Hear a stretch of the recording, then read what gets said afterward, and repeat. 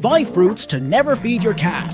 It's important to know all of them because these foods can be harmful to your fur babies. Number 1, grapes. Even a small amount can cause kidney failure. Number 2, oranges. Citrus fruit can cause digestive issues and depression in cats. Number 3, cherries. Bet you didn't know, but cherry pits contain cyanide, which is toxic to cats. Number 4, avocados. Avocados contain persin, which can cause cats to vomit and experience heart congestion. Number 5, tomatoes. The skin of tomatoes contain a toxin called solanine, which can cause upset stomach in cats. Which of these foods have you accidentally fed your cat before?